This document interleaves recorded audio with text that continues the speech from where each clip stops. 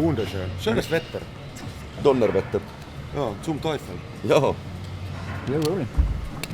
Rolling, Basti, you can- rolling. Are you ready? Yeah. Questions? Ich bin fertig. Are Bist you- du fertig? Ja, ich bin Did sehr I say it fertig. right? Ha? Did I say it right? Bist du? Ja. Wow! Ich bin, du bist. Ah. Ist. I am, you are. Wir sind. Yeah. Yeah, we Wir are. sind, Yeah.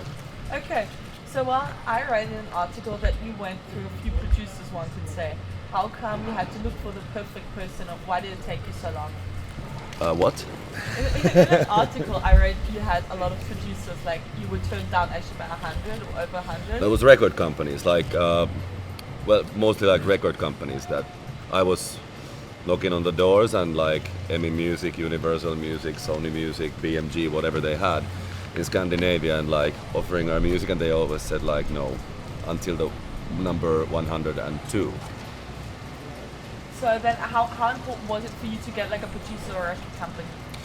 Well, of course it's like vital, because otherwise nobody will release your music. And I mean, we did a lot of shows, but it was mostly in Helsinki area, or let's say 80 kilometers from there, because I mean, you can't get people to your shows if nobody hears the music. Yeah, It's like a egg chicken situation.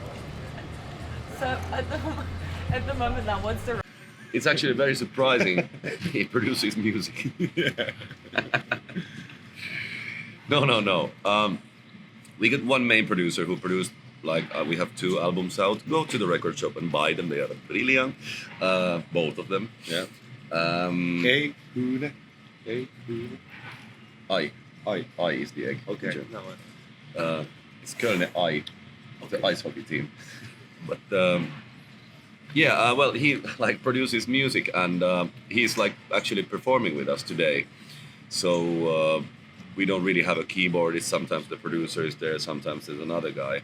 But we also work with other producers. So because when you do 2 albums together, it's nice to like cheat on your producer a little bit and like go to other people as well. No, just to get fresh ideas and like do things in another way, because that can bring you inspiration. so Have to ask him. I haven't sensed any. No. No. I don't think so. No, we're still like a big family, like doing things together, and usually mostly everybody understands if like, you know, there's an additional person who can move the train ahead for all of us, it's good for all of us. Rico is just the only guy who is a little bit penis jealous sometimes, but it's alright. We like you still. Yeah. When we finish, sellers. Yeah. why are you jealous? He can't be penis jealous because he doesn't have a jealousy inside him at all. So also in that article it said that to produce the first album, a fan of yours had to sell a house. Is this true? Yes. Can you tell me about the story? What happened?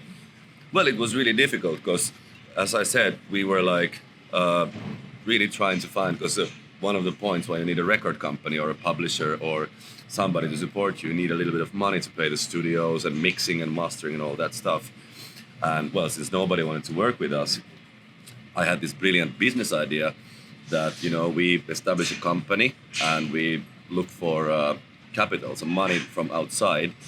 And I made this business plan. I presented it to a few people, and well, among them was this guy who finally sold his house. I was actually at the gym with him on a running mat and explained him how his like rich future would look like.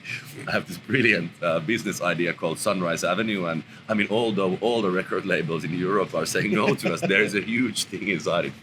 But I don't know. He well, mostly he said like, okay, he wants to sleep overnight and like think about it. He came back. He said like, I don't really understand anything about you or the whole shit you're doing, but it's your big dream, so let's give it a try.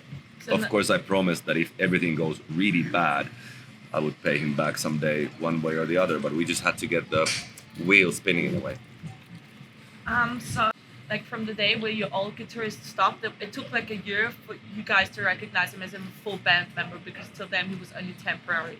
Why did it take you a year to say, okay, well now finally you're part of the band? It was the IQ test. Yeah, it took so long to. You know the Ruby? The Rubik's Cube, or what it's called? The one with Rubik's the Cube. dice? Yeah, cube. It's know. like for It takes, of course, it takes time if there's like a you as a child, there's a stepfather coming into a house. It takes a while until you get it. Also, now you're the dad. Yeah. Okay. Him as your like father, although it's not your father, but the real connection and the emotions and everything.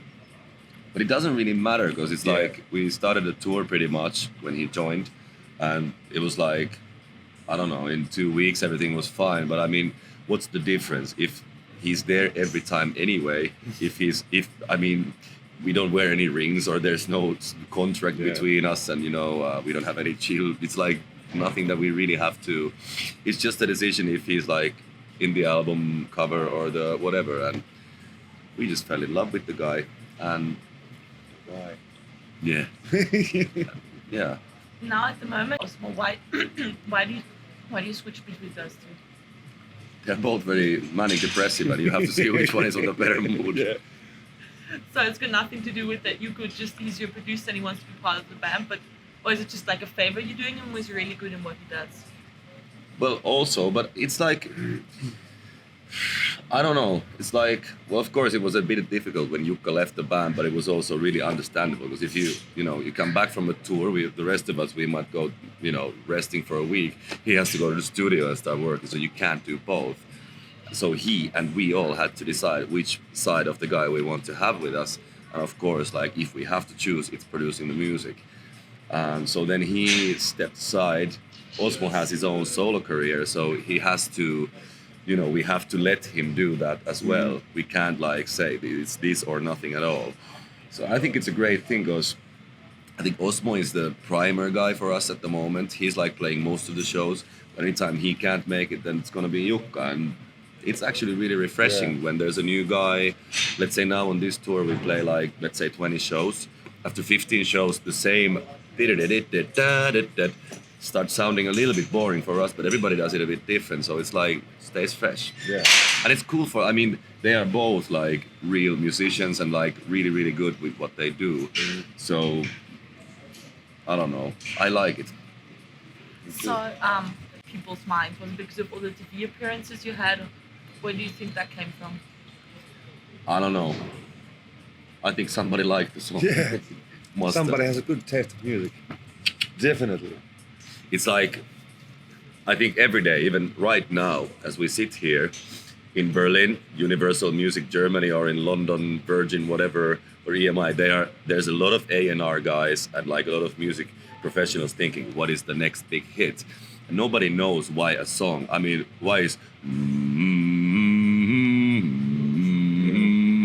why is this a worldwide huge success?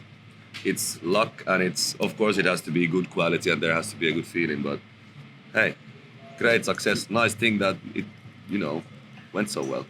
Do you think it's got something to do with like the German-speaking cultures, because it was fame next to Finland, of course? But... I think we got the biggest support here from Emmy Music did a brilliant job. Also, the like booking agencies and publishers and stuff, they worked really, really.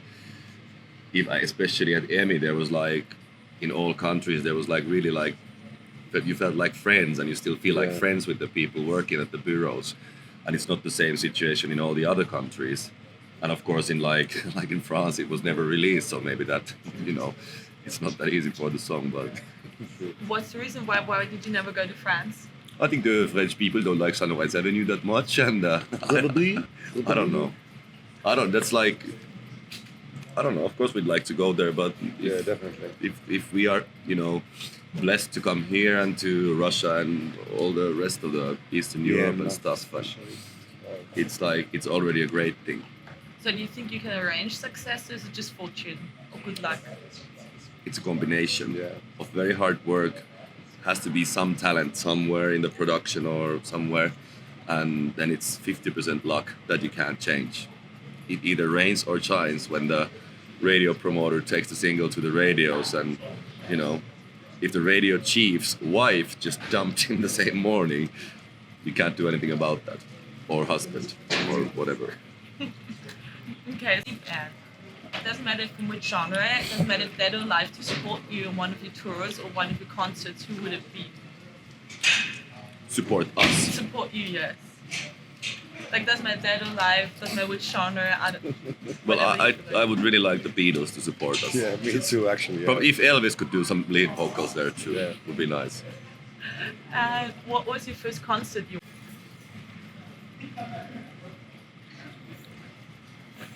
Define I was a huge fan of this clown when I was like 4 years old. You were too. Yeah, Pelle Hermanen.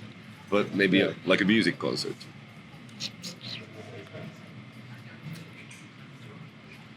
What was big like 1965? The first concert I remember is Metallica playing at this smaller, I don't know, 10, 11, something where you really start listening to music. And it was not, I think it was Master of Puppets album or something. And that was really like, wow, like American guys in my country. Big guitars and scary. So what would be the first? What was the first CD you bought? Mine was actually Kiss Asylum. Asylum. Yeah. CD. No, actually not CD, LP, yeah. Long play. My first LP was Bon Jovi Slippery When Wet. And the first CD I bought was George Michael, The Best Of. Mine was 6 CDs. The first time I bought. I didn't even have a CD player. But I remembered afterwards. Why did you buy CDs if you didn't have a CD player? I was so anxious. Like He saw the future. Need price. Yeah. If you sometimes have you ever seen a Uriah Heep. It doesn't really matter. You can be whatever. Die Totenhosen. It's like, Fettes. it doesn't matter. It's just like actually when you hear Iron Maiden, you don't think about an Iron Maiden. You think about Iron Maiden. It's the funny looking hairs and the singer who flies an airplane and is 3 times. It's a Ötzi. Yeah. That's one of the. Yeah. And just my last question. What would you describe the genre your music is in? Like what type of box would you put your music in? I wouldn't put Hopefully it- not in a box. It's a box music. It's band music. Because it's not rock. It's not pop, definitely not pop. It's not folk. And it's not like funky or anything, but there's especially live, there's a lot of elements from everywhere. It is band music. So now we just need one more station. Groupies. Oh, he is goofy. Yeah, Thank you. you know. Very Mamma much. foto. Mamma foto. Thank you. Sorry.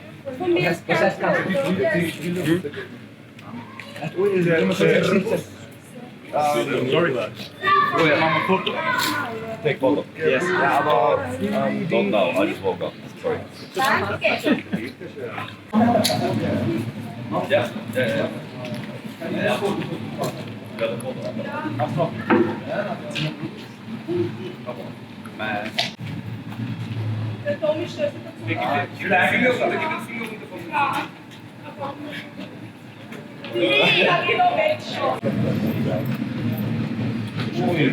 Yes, that's which one is